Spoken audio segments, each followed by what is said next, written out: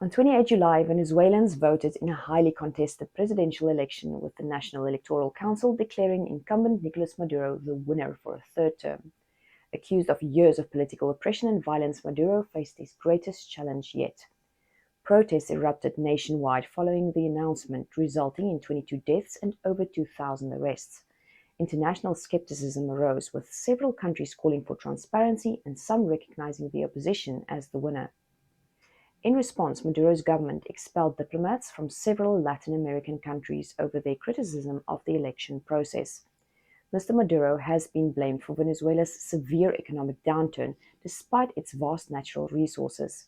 Inflation has surpassed 130,000%, causing critical shortages of food, medicine, and other basics.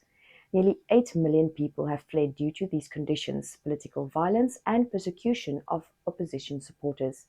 Strict international sanctions have also been imposed, with the threat of new sanctions potentially worsening the situation.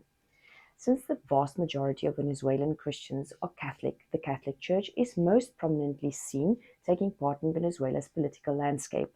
The Church has historically been very vocal about its political preferences and in recent years has faced harsh backlash for it. Despite Mr. Maduro's rhetoric concerning the Church, a group of Venezuelan bishops released a statement after the elections, urging people to stand firm in hope. No matter the outcome of this election, it is unlikely that the humanitarian situation in Venezuela will improve anytime soon.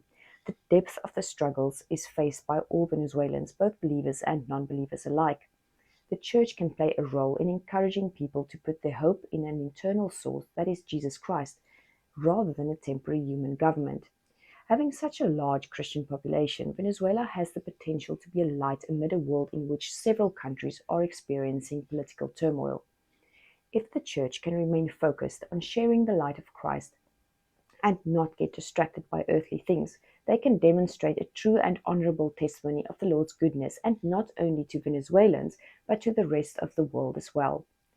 Please join us in prayer for the following: for peaceful resolution to the election process, and for believers to maintain a Christ-like witness in the midst of it; for relief to come to the Venezuelan people, and for the Church to step in and fill the gaps by being the hands and feet of Jesus to those around them who are suffering; for the Venezuelan Church to remain focused and be an example of trusting in the Lord to the rest of the world.